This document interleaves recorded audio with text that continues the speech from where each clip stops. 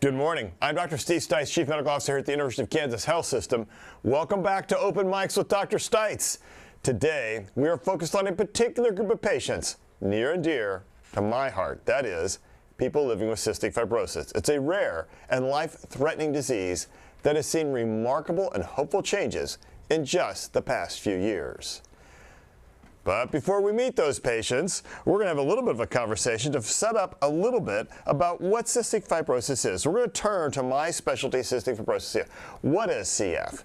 Well, you know, cystic fibrosis is really a disease, it's a genetic disease in which there's a defect in a protein channel that lines cell membranes, especially places like your skin, or more importantly in your sinuses and in your lungs. That makes it much harder to breathe because it makes your secretions much thicker. When I started in CF in 1993, the average life expectancy was about 17.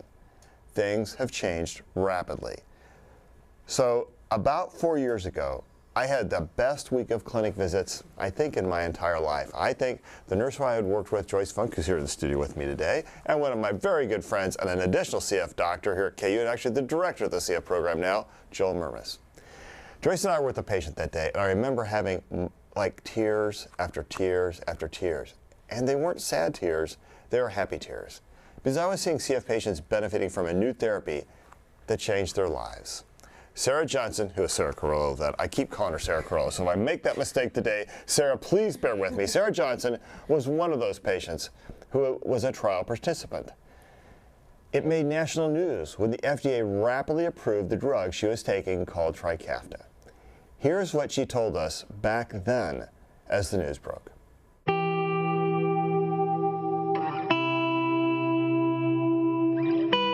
I was considering quitting my job because my health was declining. Sarah Johnson has cystic fibrosis, an inherited life-threatening disorder that damages the lungs and digestive tract. In 2018, Sarah's condition made doing her job almost impossible. She's a special education teacher in Grain Valley. The thought of quitting was devastating.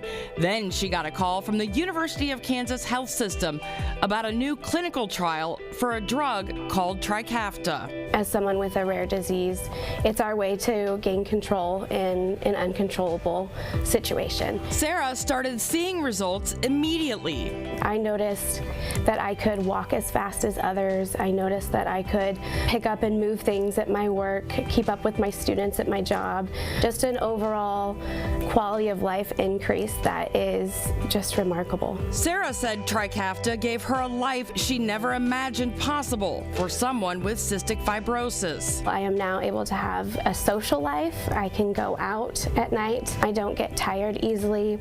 I participated in a 5K since then, which is incredible, something I've never done before. Sarah said participating in a clinical trial is how cures are found.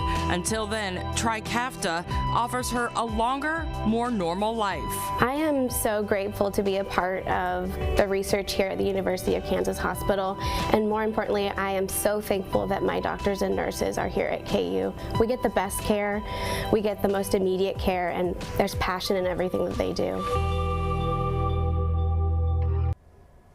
Sarah Johnson joins us now via video cam, and so does Ben Hadel, who's a patient who we've been following for a number of years, who also has cystic fibrosis and is also taking Trikafta. And here with me in the studio is one of my colleagues in the CF Clinic, and actually, as I mentioned, the director of the Cystic Fibrosis Program at the University of Kansas Medical Center, or Health System, Dr. Joel Murmas, a pulmonologist and critical care physician, good friend. Joyce Funk, who has worked with me, I'm thankful probably to her detriment, for over 20 years now. And we've worked together in the care of CF patients for many years. Sarah, we just heard your comments from a few years ago. How do you feel today? Any new news or recent accomplishments we need to hear about? Yeah, for sure. Watching that actually makes me super emotional because I'm still amazed every day at how much better I feel, how drastically different my life is. I didn't just get a second chance at life, I kind of got a whole new life, because since then I've met and gotten married and bought a house and started another career. I've got to snorkel in the ocean and hike in Hawaii. It's just amazing. So things we probably would have told you not to do prior to Trikafta, especially that snorkeling part. Now, Ben, yep. we heard Sarah describe living with cystic fibrosis. In your words, how has CF impacted your life? It was tough growing up. I mean, growing up, I felt like I was relatively lucky, but the last several years, especially before being on Trikafta, life was becoming very difficult to manage. Going to the hospital once, twice a year. Anytime I got something like the flu or any kind of respiratory illness, it wasn't just I'm out of work a couple days. Most of the time it meant a hospital admission with a long road to recovery. And a lot of stuff that was just becoming harder and harder. I was thinking about going on disability for a while. It was difficult. It was getting difficult. So what changes have you noticed since you've been on Trikafta? How has the world gone upside down for you? Things are dramatically different. What Sarah said resonated with me. It almost feels like I've had two lives, my life before Trikafta and my life after. It felt like my life before, I always had to have my foot down on the gas pedal, down to the ground, because if I ever stopped any of my routine therapies, I would immediately feel bad and have a hard time. And it was limiting the things I was able to do. I've now been able to realize more and more the things I'm able to do without any kind of difficulty. My wife and I, this summer before last, went to Italy, and I just remember reflecting in the middle of our trip about a week through thinking I could have never done this before Trikafta. I hate to even say the word, I feel normal now, close to anyway. And all these things I'm able to do now, I know before Trikafta, there's no way I could have done them. So it's just so many things that I would just consistently and constantly have to worry about.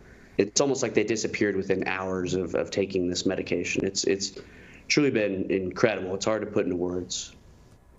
I think, Ben, just a reflection for a moment, how many hours a day did you spend doing airway clearance?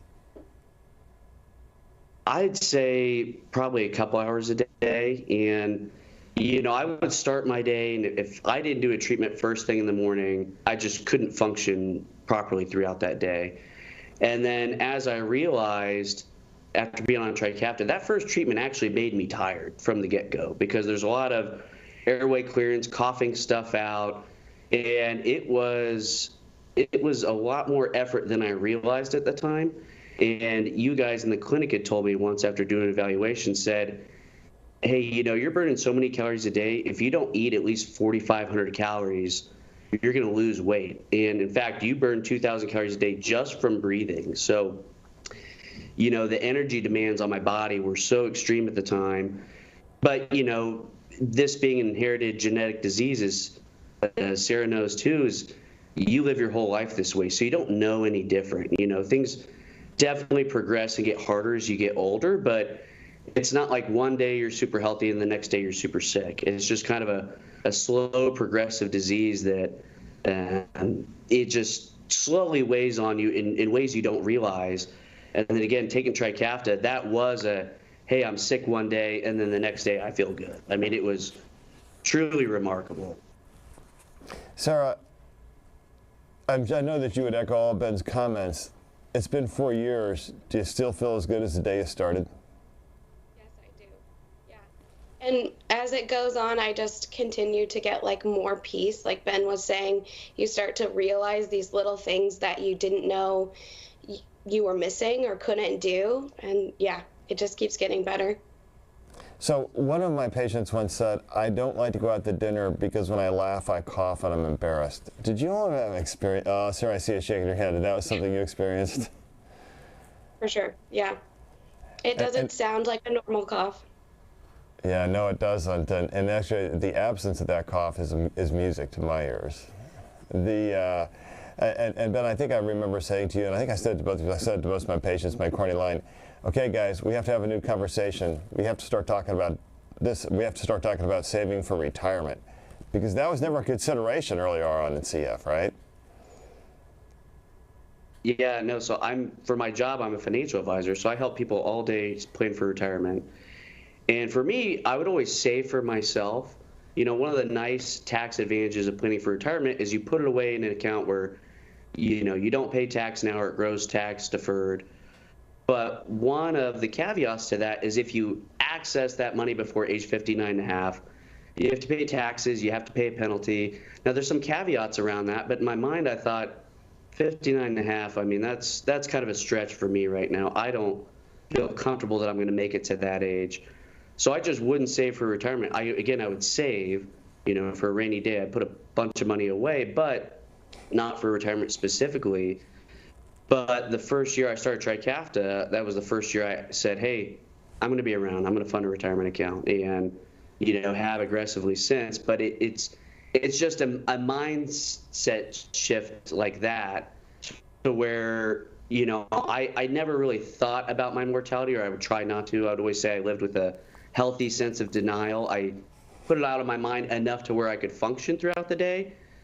But there were still small things like that I wouldn't actively think about, but I know were in the back of my mind that, hey, that age, I don't know when I'm going to pass, but I'm probably going to pass way before that age. And so that was a kind of a big shift too. Sarah, we've heard Ben talk about his plans, actually having retirement, having to save money now. But Sarah, what plans for the future do you have now? Yeah, well, Trikafta has given me the peace to be able to think about a future, as Ben had said. So we're, considering maybe ways to start a family or just more traveling. And on doctor's orders, I'm planning for retirement. Awesome. I wonder who told you that. All right, Sarah, Ben, thank you. We'll come back to you in just a moment. Dr. Murphy, let's talk a little bit about how this drug and how CF works. Give us some insight here. Yeah, so as you mentioned, CF's an inherited disease. It causes a defect in the channel, as you mentioned, the protein channel that's within a number of organs within the body, within the lungs and other organs that are vitally important, the pancreas and the liver. And when that channel doesn't function properly, it leads to an electrolyte disturbance. And within the lungs, the abnormal electrolyte issue leads to a loss of what we call airway surface liquid. And within our lungs, believe it or not, we actually have these little tiny hair follicles called cilia that you know of, that the cilia beat and they help get out germs and things that we don't want within our lungs. And that's happening all the time, and we don't even realize it. But in CF, the airway surface liquid gets so thin and so thick and sticky that the cilia can't even beat, and so you can't get microbes out of your lung. And ultimately, that leads to chronic lung infection and chronic lung inflammation, as you know. The amazing thing about Trikafta is that Trikafta is actually able to kick that protein, the CFTR, into gear and make it work. So most all the patients who are on Trikafta actually made the CFTR protein within their cells, but it didn't function properly. And so Trikafta is a drug that's actually able to bind the CFTR within the body and kickstart it and make it work like it's supposed to. And thus, you know, we heard about the rapid and dramatic change in people's symptoms really quickly after they started it.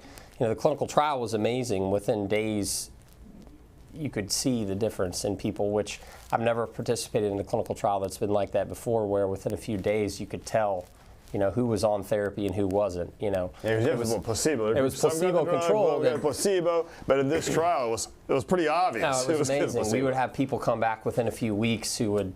I had one patient who gained 14 pounds in 2 weeks, who, you know, instantly her lung function was up 15-20%. It was just remarkable. It is remarkable. And Joyce, you and I saw this in our clinic.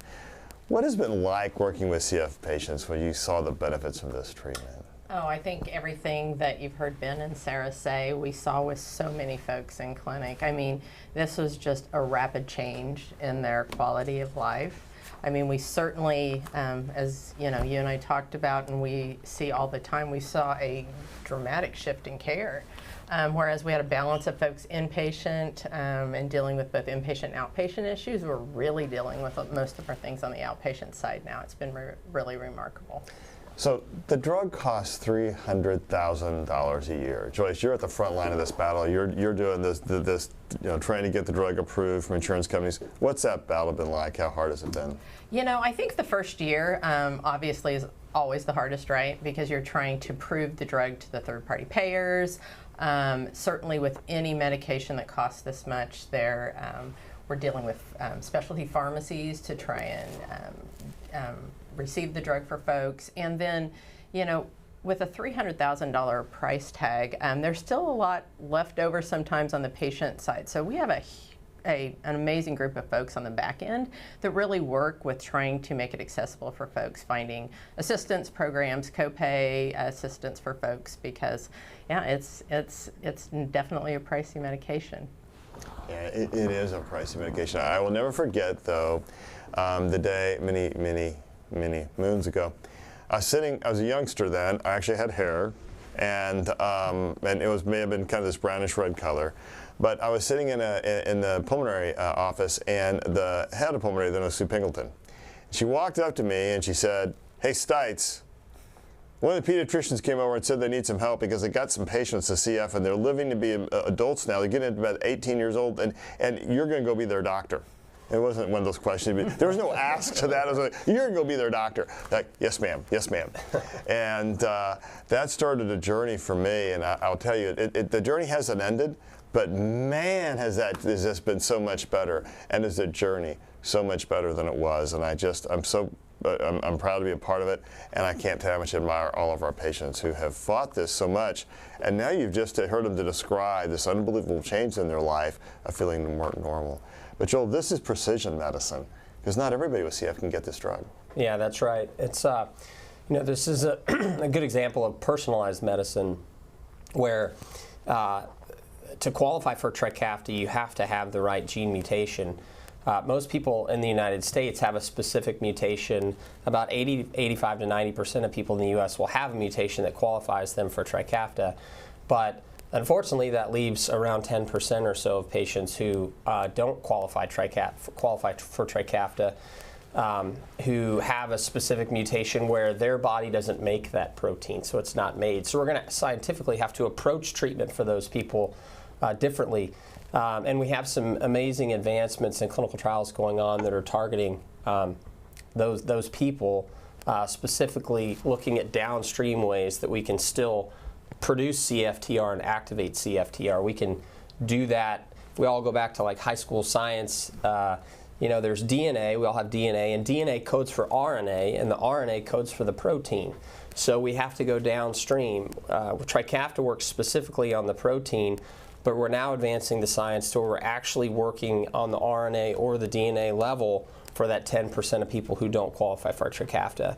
And we're doing that a variety of different ways by nebulizing specific therapies that activate RNA or the actual RNA. Yeah, the actual RNA is inhaled, or actual CFTR, the protein, the DNA for CFTR is inhaled, and then that goes within the cells within the lung, and then we'll go produce a normal CFTR protein, which is scientifically a way we can treat this the remainder of patients who don't qualify for Trikafta. So those advancements are clinical trials that we're actively doing, not quite ready for prime time yet, but we are optimistic that that science is going to lead to treatments for those individuals not on Trikafta. One of the things I admire most about the Cystic Fibrosis Foundation, and there are many, is when you walk into the foundation's office, the first thing you see in the end of a hall is this big thing, plastered on, until it's done, meaning you got to treat everybody.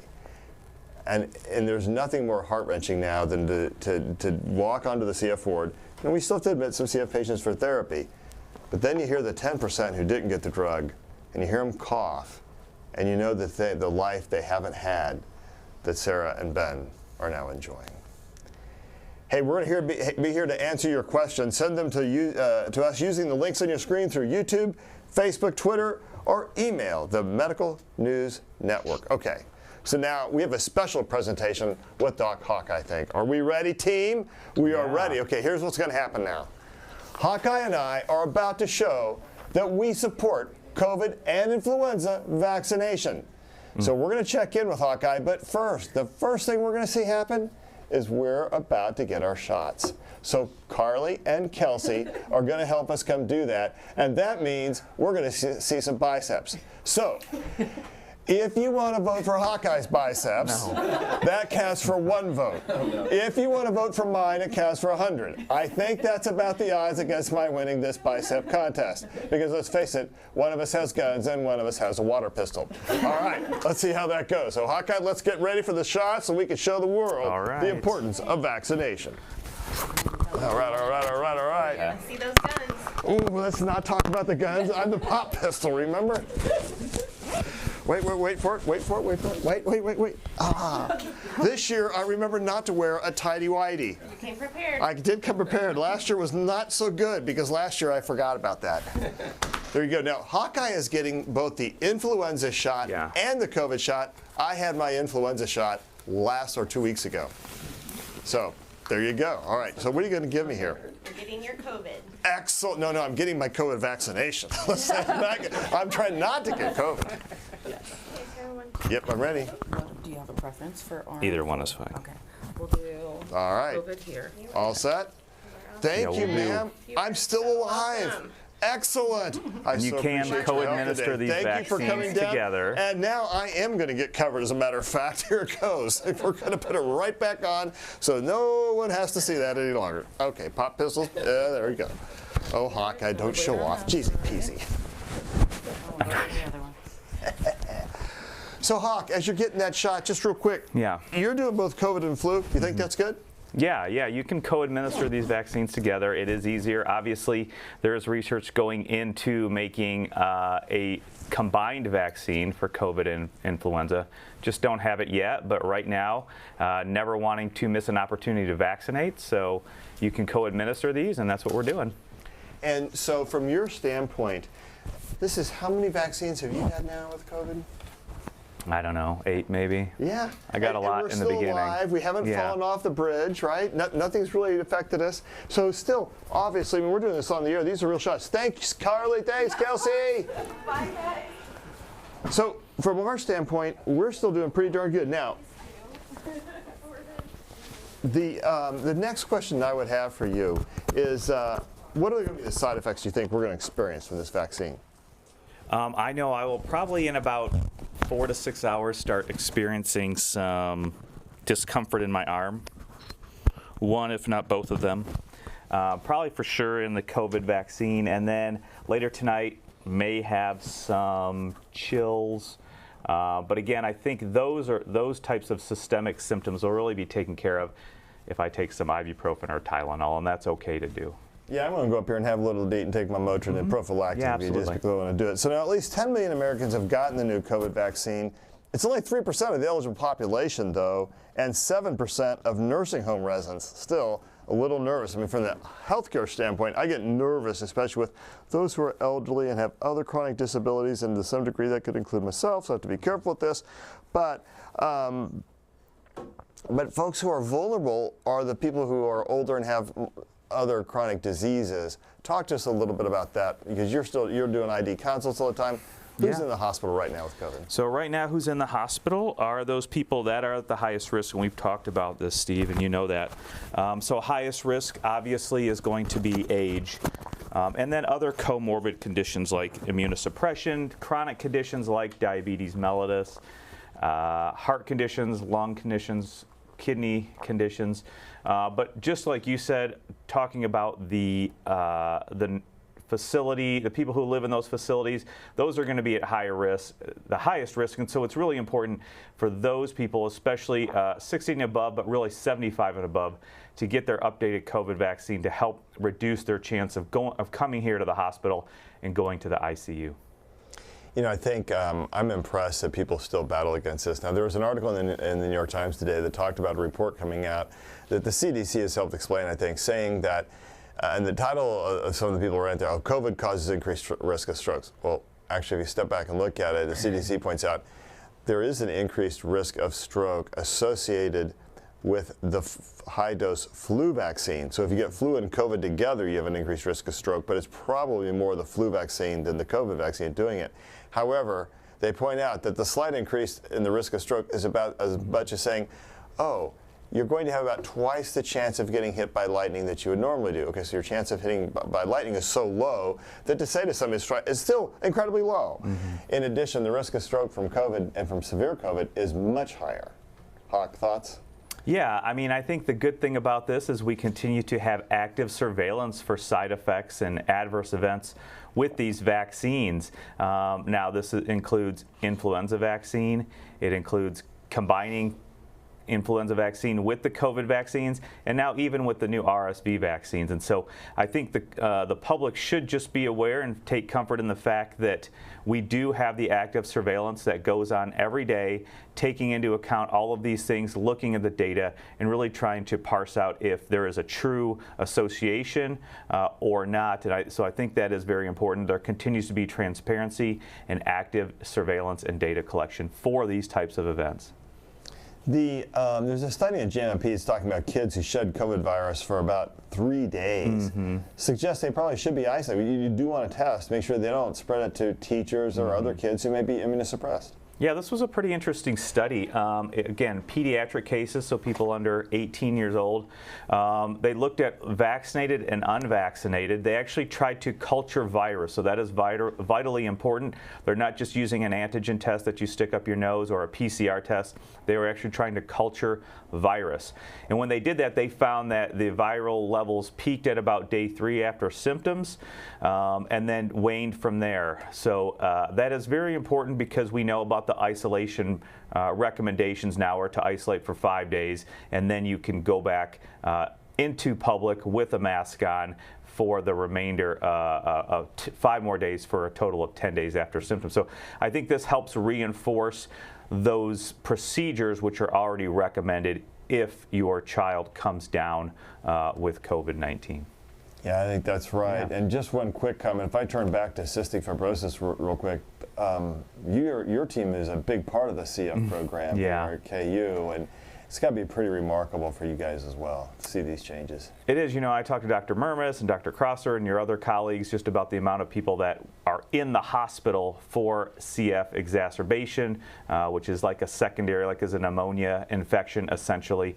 And the numbers have been vitally low. You know, we have Dr. Stephen Waller and Dr. Wissam El-Atrouni who really lead the CF aspect of our infectious disease division. But overall, they are most happy when there's nobody in the hospital, obviously. Yeah, and that's a good way of saying we are most happy when we don't have to see folks in the hospital. Hey, we know many of you have questions. Let's head to Studio B with Alexis Del Cid, or as I like to say, ADC.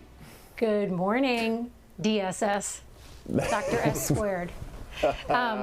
We have a lot of great questions coming in. The first one is from Yen Liang. He actually has 3 questions, so I'm going to take them in order. Yen would like to know, when does cystic fibrosis typically manifest? Is it in kids, teenagers, or is the onset typically in adulthood? You know, Dr. Murphy, we've seen this over the years. You know, it used to be, we were always thought it was going to be in kids, at least I was. Oh, this stuff didn't really matter. But then we didn't realize some of the different types of mutations that cause CF, and as a result, patients can sometimes present at many different ages. Yeah, that's definitely true. We, you know, every year we'll see a few patients who somehow, you know, made it into adulthood without being diagnosed with CF and are finally identified as having CF, whether it's from chronic sinus disease or, so they kind of have an atypical presentation of CF. I think it's important to mention, though, that now all 50 states do screen for CF at birth.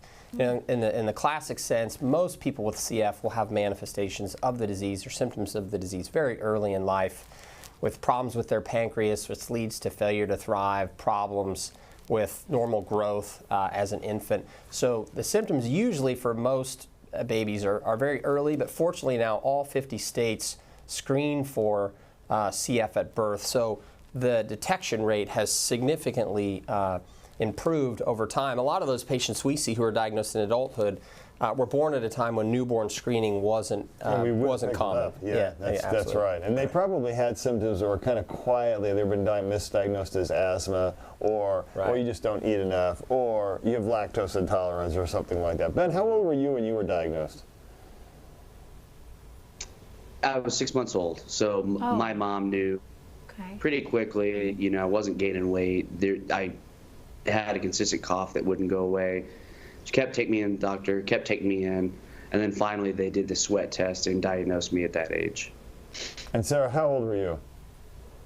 I was about 4 weeks old, so I was sick pretty much from birth, and then the 4 weeks was just my mom continuing to push to find what was going on with me. I can't imagine how happy both your parents are. I know both your, obviously, for both y'all. So I bet they're pretty excited about where things are in life for you too. Thoughts? Sarah, yeah, my parents are ecstatic. I bet it's a big relief for them. A lot of, like I said, just a lot of peace came from Trikafta, that they don't have to worry as much about me and that I can be independent and fly on my own. Yeah. And then your mom and dad? Yeah, I mean, Sarah brought up the example earlier of snorkeling, and, you know, occasionally I'd go on family vacation with my family, and we'd be in Cayman Islands, and everybody'd be snorkeling. I'm like, Mom, you know, it's not enjoyable for me because, you know, I have a hard time breathing, and I worry about choking on water. And just then on my honeymoon, I went snorkeling with my wife with no issues, and I told my mom, and it's one of those small things that, you know, it's just an example of the overall excitement my parents have had, and, you know, didn't expect to see me around a long time, and now, you know, going to be around for a while, which is awesome. Alexis. Going to get back to Jens' other 2 questions, but I want to go to Jeremy Yenser, whose question just came in. Wants to know if there were any insurance hurdles with Trikafta, or has coverage been fairly easy? Oh, Joyce Funk, it wasn't easy. Excuse me. That first year, I think, was probably our most challenging. Because of the price tag and obviously being a new therapy, there was a lot of things that we had to prove to insurance companies. So no, it wasn't easy initially. It's gotten easier as time has went by. I mean, the data speaks for itself. Ben and Sarah's stories speak for themselves. You know, a lot of times with third-party payers, what you have to prove is the effectiveness of the medication, and that has been a slam dunk with Trikafta. And it is $300,000 a year, and not to cast aspersions, but the company that makes it is doing very, very well. So I don't think anybody's going to cry for them. I have a question about side effects, and Yen would like to know, are there any side effects that patients need to be aware of? Oh, let's ask Ben and Sarah. Sarah, is there a side effect? There are a few side effects, but nothing that is big enough that would make me stop taking it. But yeah, I do think there are a few different side effects. Ben, what would you say is the most prominent side effect for you? Just overall, I'm a lot happier. So, no, I mean, I've been fortunate. I don't think I've had one notable side effect. Yeah, so nothing really for me, luckily. Joel Being and Joyce. happy is a great side effect. But one thing we have had to do, as you said before, and Ben, you highlighted this, patients, it took you 4,500 calories, 5,000 calories a day. That's like what, Chris Jones eats on the defensive line of the Kansas City Chiefs. Imagine these guys who, you can't see the full size, but the CF patients tend to be of smaller stature because their nutrition was so much worse when they were younger. Now, Trikafta, that's going to change, I think. But for folks who've lived this long, what the biggest change is, folks have to learn how to eat differently because you start absorbing calories and you no longer have to have 5,000 calories. So now it's like 2,000 or 3,000 calories, and that's the thing we've had to teach our patients a little bit about. Yeah, absolutely. I mean, almost overnight, I tell all my patients, like, you have to eat like the rest of Americans now, which for decades, one of the things with CF was that you could eat pretty much whatever you wanted, and obviously that's not the case now. It's been pretty remarkable. Fortunately, many people needed to gain weight, and that was a wonderful thing. But many people, after they hit where their BMI should be, they kept gaining weight, and so we had to have a lot of those conversations about changing diet, and obviously that's can be difficult to do after decades of being able to eat what you want. I think it's one of those things nobody really saw coming, and then it happened so fast. So, but I'll take that any day over, dealing with the respiratory issues and all the other terrible symptoms that CF caused before Trikafta. So, we have an interesting question. Oh, please go on. No, you go. Go ahead. There's another question about whether there's a connection between this disease and polycystic kidney disease. I don't know of that connection. If there's a connection, no, I think it's they share the word cystic, so you might think they're similar, but no real relationship between the two diseases. Polycystic kidney disease is where cysts develop within the kidneys, and it can lead to kidney issues and kidney failure, but no connection with cystic fibrosis. Yeah, it is interesting though that CFTR, which is the protein that doesn't work in CF, it's in highest concentration is actually inside the kidney, and yet we don't see kidney problems in CF. And I'm not sure we even fully understand why, but we see a lot of issues related to the intestinal tract, the liver, obviously the lungs, the sinuses, and don't forget the skin, because I'm going to guess you guys don't taste like salt so much anymore.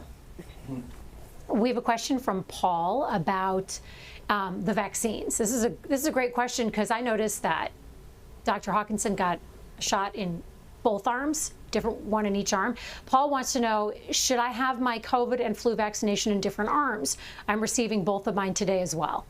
Okay, so let's just point it out, Hawkeye. You and Kelsey differ on this point because I believe Travis had 2 shots, one arm. Yeah. You had 1 shot each arm. Talk to me. Yeah. I think it's either way. A lot of people will say do opposite arms just because you have then 2 different injection sites. So I think either way is okay. Certainly sometimes we give 2 or 3 or even 4 vaccines to a person, especially if we're evaluating them for solid organ transplant like kidney or liver, and we do that at a time. If you can do separate sites, that is okay. I don't think there's a firm recommendation, maybe just more of a lower weighted recommendation to do separate sites, probably more for the injection site discomfort. And just to say, when you do measles, mumps, and rubella, you're actually getting 3, the MMR, you're getting 3 different vaccines. You're getting 3 things that combined all in one site. DPT, same thing. Mm-hmm. So when we get the COVID and flu vaccine combined, which I think is going to come, it's going to be the same thing. Mm-hmm. We are often given 1 arm. So I don't know that. I have it in my left arm because it's easier for the person to walk over to than my right arm. That's the only reason I did it that way today. So I'm not sure how much difference it really is going to make. Yep. And just a shout out to Travis Kelsey for going on there and showing that shot because, obviously, really I love the fact he's the Chief. I love the fact that he's the best tight end in football history. I love the fact he and Patrick Mahomes are like best buddies. And I don't know, he's got some girlfriend. I don't remember her name. And but I really love the fact he went out and got that shot on the air. Well done, Travis. Thank you. That was really good. Ruth has a great question. Ruth wants to know for the doctors, do you anticipate the insurance difficulties or the price of Trikafta to go down eventually? Joyce, you want to take on the insurance part, and then you and I can tackle the cost. I think from an insurance perspective, they're paying for it now, so I don't see any reason that would change. Certainly, I know they'd be incredibly happy and grateful if the cost went down. Yeah, and I got to tell you, I think, the way I agree 100%. I think it's hard in America, the way the whole healthcare economics works, to think that the price will drop unless there's competition from another company. Yeah, that's absolutely right. And until one of two things happens, I think either there's a alternative therapy which is equally effective, or a time elapses to where it's no longer on patent, and a generic, so to speak, can be made. But until one of those two things happens, I think the cost probably is going to stay the same. Unfortunately, we had a clinical trial earlier this year that was the hope was that it would be a therapy that was by a different company that was of similar effectiveness, and unfortunately that trial didn't work out. So for the time being, I think the cost is likely going to stay where it's at. Alexis. Jim has a question. Jim wants to know, how do I know if I have a mutant CF gene? So the way to test for this is with a simple blood test, a genetic test, which anybody can do. If you're in a situation where you want to test for that, we would advise someone see a genetic counselor, make sure they get appropriate interpretation of the results. But believe it or not, there are about 2,000 mutations that have been identified that are known as CF causing. Now keep in mind, to have CF, you have to have 2 mutations, one from each parent, to have the disease. So people who have 1 mutation, and that can be important as it relates to getting married and having kids. If your partner also has a CF mutation, then you would potentially be at risk of having a child with CF. So that's where that can be important. But it is a simple blood test that can be sent off to evaluate for one of those mutations. And the truth is, your sweat test is normal. You tend not to have it, particularly as your point, that doesn't answer the real question, can you carry one of them? And there are some patients who we see with 1 mutation who then present usually later in life with what feels like and acts like cystic fibrosis. They probably have something else going on that we don't understand yet. Yeah, that's probably a longer discussion for a different time. But we do know now having 1 mutation does increase the risk of having some potential CF-related issues later in life. Although that doesn't mean if you have a mutation that you will, but it does increase the possibility that you could have much later in life pancreatic issues, liver issues, or develop lung issues much later in life. But usually in your 50s or so. Alexis. Bonnie wants to know if cystic fibrosis patients need to take any other medications in addition to Trikafta, or if you have to make any lifestyle changes. Well, let's ask our panel of experts. So Sarah, have you had to change your meds? I mean, are you still on other medications for your CF? I'm still on other medications. I still do airway clearance from time to time when I need it. And yeah, I still add stuff in. I still have medication, but just not as much time and not as many hospital stays and antibiotics. And Ben, enzymes are still a big part. Yeah, so still doing some therapy, not nearly as much, but where I'm made aware of, hey, I still have something going on. A couple weeks ago I caught something, I'm not sure what it was, but it almost feels like the Trikafta turns off for a period of time. It feels like life did before, briefly though. And what used to be a hospital stay was just, being out for a week, not feeling great. And then lifestyle change is I can't eat as much as I used to because I will become a huge fatty. Alexis, maybe time for one more question. Okay, I have a question from Denise. Denise wants to know, now that you've got things under control, what does a bad day look like then? Are there days you wake up and you think this is going to be a rough one? All right, Ben? Unless there's something else going on, honestly, no, I just don't. Thank God I don't really have bad days with it anymore, other than if I get the flu or something or a cold, that's really it. I'm very, very fortunate and very thankful. Sarah? That's the same with me. I don't feel like days start as rough at all anymore, unless I've caught a virus or a flu or something like that. But it's still way more manageable than it was before. The miracle of science and the grace of Trikafta. Final thoughts from today. Sarah, let's start with you. I guess my final thoughts would just be I'm excited to keep continuing to participate in research, and I think if you have the possibility to participate in research, you should. Yeah, it's just changed my life, and it can change others too. Thank you for that. Ben, final thought. The science behind all this, I don't understand it, but it's a miracle. It's in what's in my mind a modern day miracle, and changed my life dramatically. Same company that makes Trikafta is now working on stem cell therapy for type 1 diabetics, which my wife is. So, that looks promising so far, but it still just blows my mind the technology they're able to come up with, that it just dramatically changes our lives for the better. It's really incredible. Thank you, guys. You guys are the best. That's awesome. Joyce, final thought. Final thought. Science is amazing. I have the best job in the world. I get to work with Sarah and Ben every day, and I get to watch some remarkable folks live some amazing lives. So it's been the best. So do I get to quote you on that, the best job in the world part? Well, I forgot to mention you. I mean, and I get to work with Dr. Stein. That's not what I hear most of the time. Dr. Burbers, Jill Burbers. Well, I think hopefully today's been an example of the power of personalized medicine. CF across the scientific and medical community has really been an example of one of the best examples in the history of the power of science and seeing a disease take a miraculous transformation within a very short period of time. And it's just been amazing to be part of it. I feel fortunate to be a CF doc when I am, at a time where I can see people in clinic and they're doing so well. It's just incredible compared to how it was before Trikafta. So I think it really speaks to the importance of if you can, participating in clinical trials, if you have that opportunity. Because obviously without people with CF participating in this trial, Trikafta would never be a thing. It would never be available to all those other patients who couldn't or didn't participate in the trial. So definitely speaks to the value of participating in these clinical trials we have here at KU.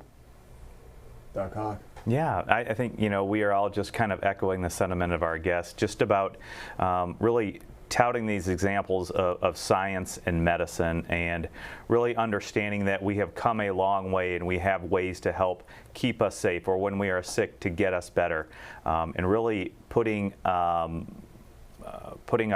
energies into understanding and listening to the people who know more than we do, because we know there has been a backlash against public health and science and medicine in general in these past few years.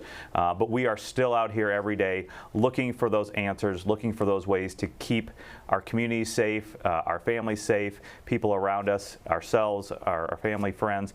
And we can continue to do that, and we still have these people who are even above us, just looking for those answers, people we don't even know.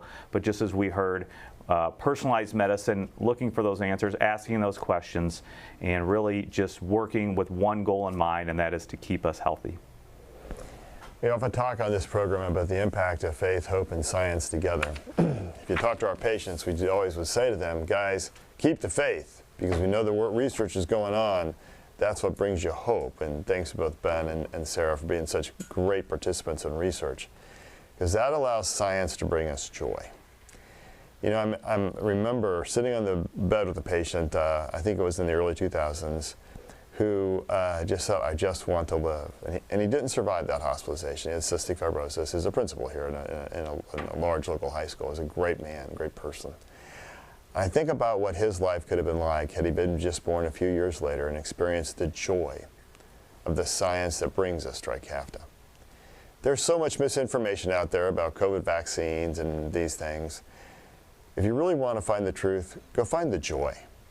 because what you hear from Ben and Sarah is joy and also amazement and wonderment at the miracle that science has brought. That's who we can be if we look for the joy and not for the anger. Thanks again to all of you who are on this program today, to all of our guests, and remember, faith, hope, science. We'll see you soon. When her heart started pounding after suffering a terrible loss, she thought it was anxiety and grief. I'm Alexis Del Cid. On the next All Things Heart, how those symptoms actually indicated a potentially deadly heart problem linked to a COVID infection. Thursday at 8 a.m. Subscribe to our Morning Medical Update and Open Mics with Dr. Stites podcasts. Now, everywhere podcasts are available.